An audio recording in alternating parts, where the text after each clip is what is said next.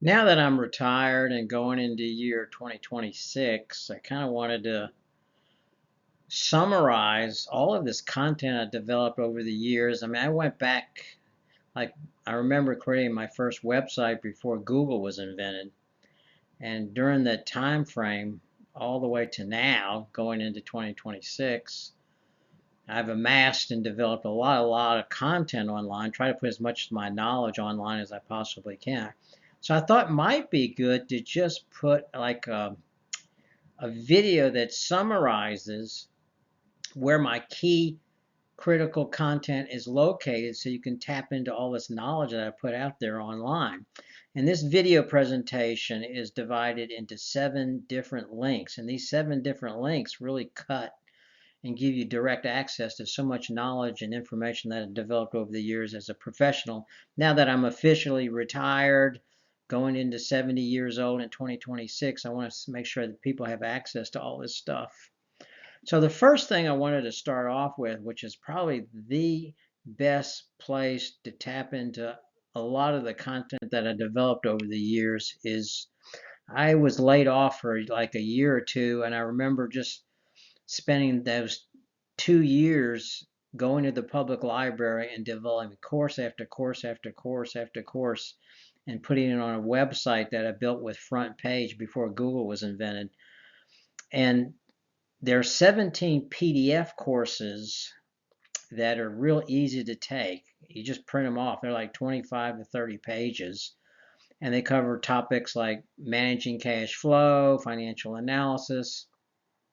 There's a part one and a part two for mergers and acquisitions. There's a part one and a part two, I think, on competitive intelligence. There's one on value-based management. There's even one on value-based management for nonprofits.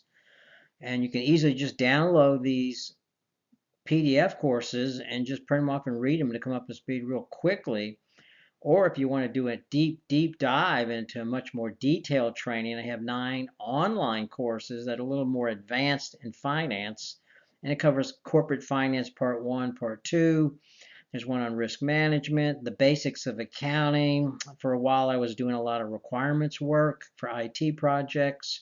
There's stuff like that. And there's like a very good course on problem solving and analytical tools and techniques. And these online courses have a lot of good links with some great case study workbooks. Like the analytical tools course has detailed links that will open up a booklet that really does a deep dive in all kinds of techniques and tools you can use to analyze all kinds of business problems.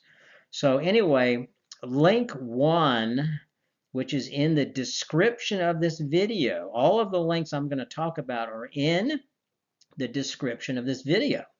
So if you really want to get well trained in a lot of the knowledge that I have, link one, you can spend a lot of time. Link one would be where the bulk of my knowledge has been codified and placed online. So if you really want to tap into a lot of the stuff I've learned over the years, go to link one in the description of this video. Probably link two, which is in the description of the video. I still get questions from time to time on Excel spreadsheets. I don't really do Excel spreadsheets anymore. I don't really care to do them that much. But over the years and years and years, I did amass and collect lots of spreadsheets from lots of people. And link two provides you with a link to a page on my old legacy table website where there are over 100 different Excel spreadsheets from different people. I don't know. I don't have much to do with these spreadsheets anymore. So if people have questions about it, I probably can't help you. But if you're looking for an Excel spreadsheet, link two would be a great resource to check out. They also, I used to attend lots of conferences, read books and articles and things like that. So one of the things I tried to do also is take my knowledge and document and put it out there online through a form of just short articles that are maybe 1 or 2 pages, and that's it. And they tend to cover a lot of great best practice topics. Some of the topics are real advanced. So if you wanted to really advance your knowledge in business management, then link three in the description of this video would be a good link to check out. short articles on best practices, and some of which are advanced concepts, and it's all organized around topic area. Like I did a screenshot of that web page that's on link 3. You can see startups, technology, value-based management, and there's several other categories, over 100 different articles if you really want to get into real advanced best practices. Link 3 would be a great resource to check out. Link 4 is probably the most popular video playlist that people click on from my YouTube channel. And it basically covers the management of working capital, the operating capital to run the day-to-day operations of the business. And it's a series of short videos, 11 in total.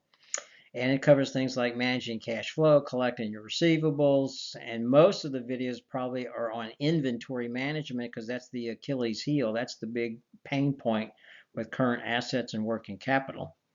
So if you're concerned and you want to come up to speed on the basic concepts of managing working capital, then link 4 in the description of this video, link 4 would be a really good resource to check out and tap into. The most recent series of videos that I recently launched at the end of year 2025 is 10 videos, each 10 minutes or less, on a range of topics that I find small business owners in the United States need to come up to speed on, and sometimes they're just not up to speed on these topics. This is based on, by the way, mentoring over 500 small business owners over the last 6-7 years as a SCORE mentor. And for example, how to make the S Corp election, when to make it. Some small business owners don't get good advice on it. A lot of business owners don't know how to measure and understand the importance of gross margin. Maybe you don't need QuickBooks to do your bookkeeping. You can just use a simple spreadsheet. That's lesson 1 in the series, all the way up to lesson 10, to exit the business on the highest valuation, because a lot of business owners don't understand what valuation is and why it's important. If you're a sole proprietorship business in the United States, and you don't think you're getting great support from your bookkeeper, accountant, or CPA, and you just don't have anybody you can lean on when it comes to the financial accounting side, and you're just starting out, or you don't have any help, then you should tap into link 5 and watch these 10-minute videos. Sole proprietorships, sole owners in businesses or partnerships who aren't getting good advice from their bookkeeper, accountant, should definitely check out link 5 in the description of this video. Link 6 is a detailed step by step process to develop a financial plan. In year 2025, I've been doing a webinar for SCORE on developing financial projections for startup businesses, and it went really well, and it's become popular and people liked it. So I thought, okay, well, going into 2026, maybe I should just put a website out there, put some templates out there, and have like a very detailed instructional webinar or PowerPoint slide presentation. It's 1 hour and 17 minutes. And you can book an appointment for direct support from me. So right now, what I'm doing going into 2026 is I'm focusing on this one thing.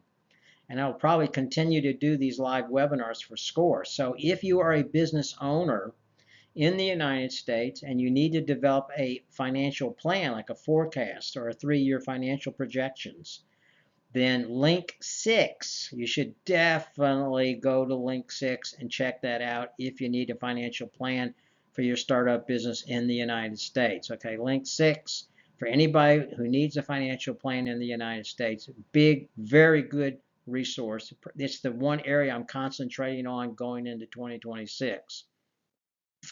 And finally, I have some pages, oddball pages out there. Like I have a page on when I became a Six Sigma Green Belt, and from time to time people are curious about how that project works. I documented all the artifacts during the life cycle of a Six Sigma Green Belt project, it's a process improvement project basically that uses Six Sigma. And the life cycle artifacts for all the phases, including the project management phase, actually, which is phase 1, and the 6 phases of the DMAC, like define, measure. And you can see I did a screen print of phase 4, which is the analysis phase. If you're interested in process improvement using the Six Sigma approach and you want to understand what are the artifacts over the entire life cycle, then link 7 would be a really good resource to tap into.